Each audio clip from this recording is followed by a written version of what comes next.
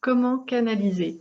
Aujourd'hui, je réponds à plusieurs questions qui me sont parvenues avec différentes formulations. On m'a demandé, comment savoir si, je suis canal, comment savoir comment, canaliser exactement, c'est-à-dire comment, distinguer les messages entre la voix de mon mental et celle de mon intuition. Comment savoir si je canalise, des énergies du bas astral ou si je canalise autre chose et si je canalise autre chose, qu'est-ce que c'est? Donc, je vais essayer de répondre à ces différentes questions dans cette nouvelle vidéo. Donc, la première des choses, c'est de savoir que nous sommes tous canals parce que nous sommes faits ainsi et c'est vrai vraiment pour tout le monde. Il y a certaines personnes qui ont une sensibilité plus développée et qui vont avoir plus de messages, qui vont en être davantage conscients et par conséquent, ils vont plus l'utiliser. Mais tout le monde est canal, même un architecte, par exemple, ou quelqu'un qui travaille dans un secteur, un domaine vraiment matériel, scientifique, concret, avec des preuves. C'est quelqu'un qui va se laisser inspirer, qui va avoir des idées qui vont venir au travers de son canal.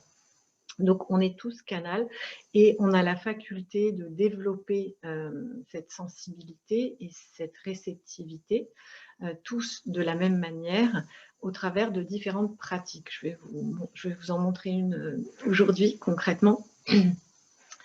Mais ce qu'il faut savoir, c'est qu'on a différents canaux de réceptivité qui sont encore là liés à notre sensibilité et à nos caractéristiques de personnalité.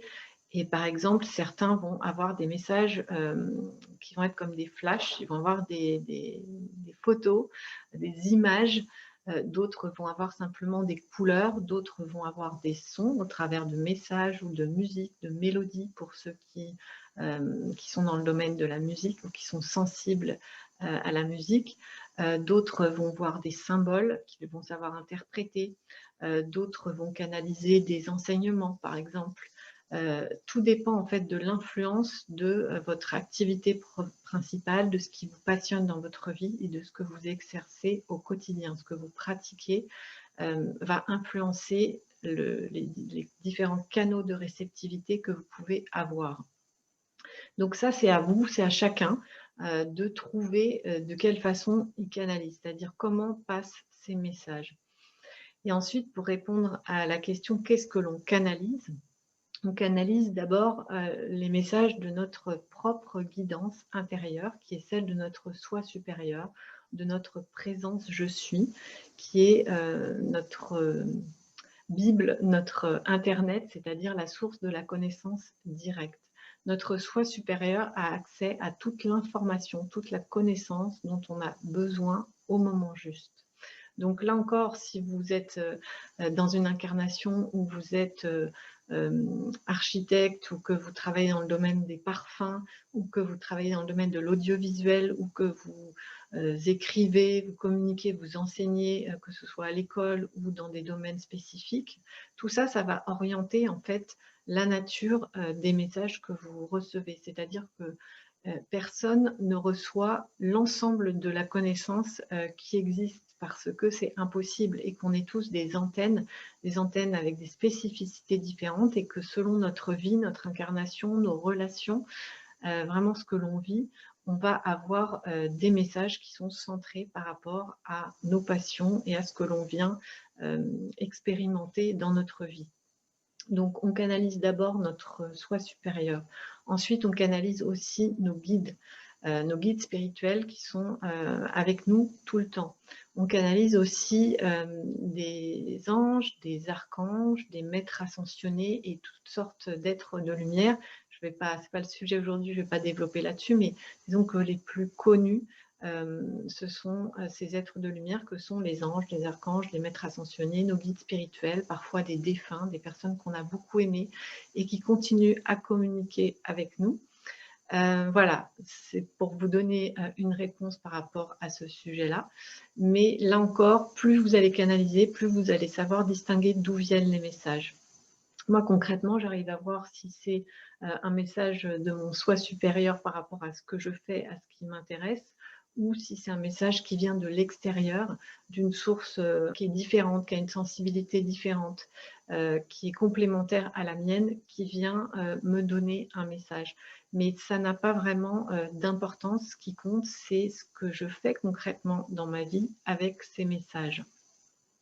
Et ça, là aussi, il n'y a que vous qui pouvez répondre à cette question, puisque c'est en fonction de ce que vous avez besoin d'expérimenter. Ça peut être de l'ordre de la guérison, ou ça peut être de l'ordre de partage de connaissances, du partage de la qualité d'être, de sa propre présence, de toutes ces petites choses que l'on amène aux autres dans nos relations et dans nos activités.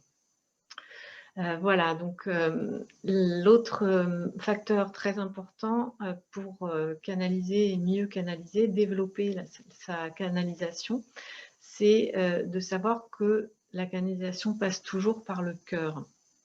Donc même si ça vient sous forme d'idées et de pensées, ça vient d'abord du cœur. Donc l'important, c'est de savoir se rendre réceptif et de pouvoir être en communion avec son cœur, d'être en communion avec soi-même, d'être dans ce calme et cette réceptivité où vous ouvrez en fait le robinet pour pouvoir recevoir. Donc ça, c'est pas de la méditation à proprement parler, vous pouvez l'expérimenter dans plein d'activités différentes. Pour certains, ça va être que dans l'activité, quand ils font du sport, quand ils dansent, quand ils font du jogging, quand ils écoutent de la musique. Il y en a, ça va passer par l'activité. Et puis pour d'autres, ça va passer par le silence, c'est-à-dire ne rien faire, se poser, pouvoir se mettre à l'écoute. Et moi, je fais partie de ces gens-là. Ça passe plus lorsque je suis dans le silence. Mais maintenant que j'en ai l'expérience et que je suis consciente de ce qui se passe et de ce que je reçois, de ce que je fais, je reçois aussi des messages lorsque je suis en activité.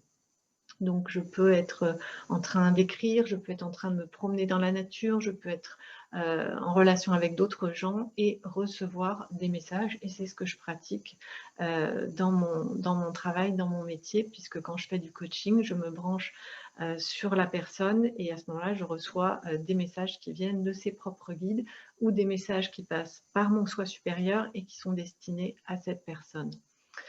Alors, je vous propose maintenant de faire cet exercice ensemble, de pouvoir être en communion avec vous-même et en communion avec votre cœur, de façon à ce que vous en ayez l'expérience, parce qu'une fois que vous l'avez fait, une fois que vous savez ce que c'est, ce que vous ressentez, ce que ça fait en vous, eh bien, vous pouvez y retourner et choisir d'y retourner et avec assiduité, régularité, ça va faire grandir normalement cet appel à pouvoir vous rendre réceptif.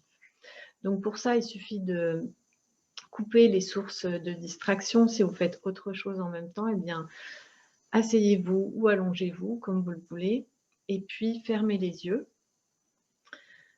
Respirez plusieurs fois de manière profonde, c'est-à-dire en gonflant le ventre et en allant jusqu'au bout de l'inspire et de l'expire. La respiration est le premier contact avec notre essence, avec notre soi supérieur, notre présence. C'est le contact le plus direct. Donc, mettez votre conscience sur votre inspire et votre expire. Et laissez tout votre corps se détendre. Et puis, placez ensuite votre attention au niveau de votre cœur, dans la région de votre poitrine. Et à chaque inspire, sentez toute la région de votre cœur qui s'expand. Et à chaque expire, comme si la réceptivité s'ouvrait davantage. Donc, il y a à la fois ce mouvement d'expansion et de réceptivité à chaque inspire, expire, au rythme de chacune de vos respirations.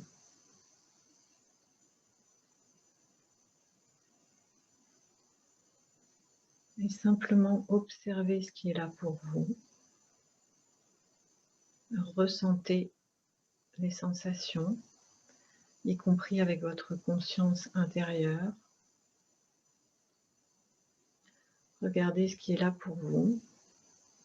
Laissez tout votre corps se détendre. Plus vous êtes détendu, mieux vous pouvez recevoir, mieux vous pouvez être conscient.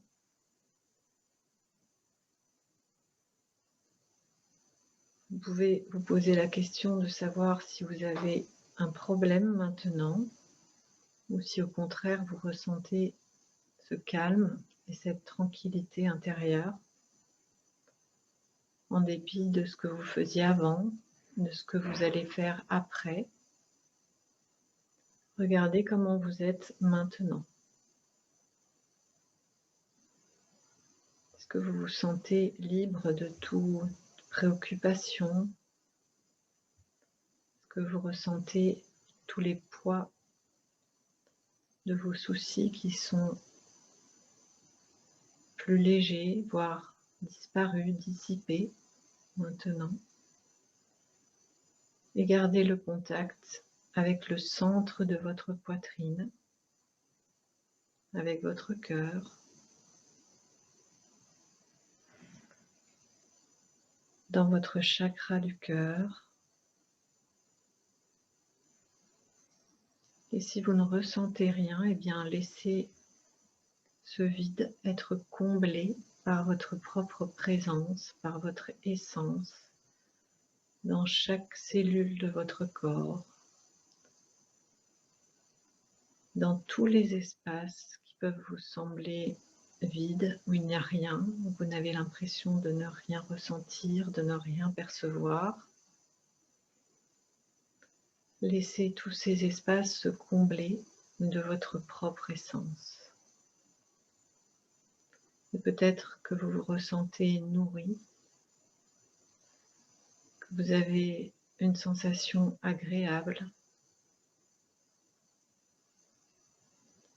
de protection, de complétude,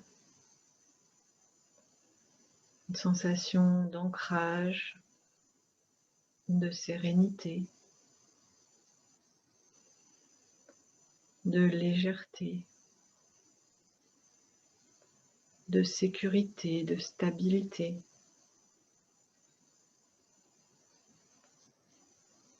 C'est ce que je peux ressentir à chaque fois que je me détends vraiment, et avec la pratique, c'est ce que je ressens très rapidement à chaque fois que je me pose et que je fais ce moment de calme, que je vais dans cette communion intérieure.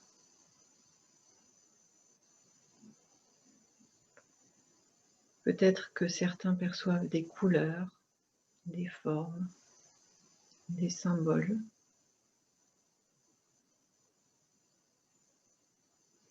Simplement, restez en contact. Laissez-vous pénétrer par toutes ces images, ces couleurs. Laissez-les s'infuser en vous.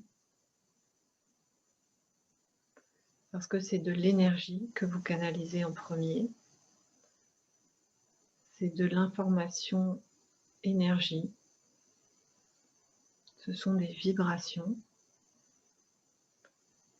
Vous allez ensuite pouvoir exprimer ou interpréter, décoder, traduire grâce à votre mental, qui n'est alors que l'instrument pour donner réalité à ce que vous percevez, pour donner réalité dans la dimension dans laquelle nous vivons, dans cette réalité présente, celle que nous pouvons tous percevoir et vérifier. Donc voyez ce qui est là pour vous et simplement restez dans cette intention de réceptivité, ancrée dans votre calme intérieur, dans cette sérénité et cette tranquillité qui est toujours là, toujours accessible, dès que vous faites une pause. Et puis si vous avez envie d'exprimer quelque chose, par la voix, par le chant, par un son. Ou si vous souhaitez prendre des notes sur ce que vous voyez ou ressentez, c'est possible.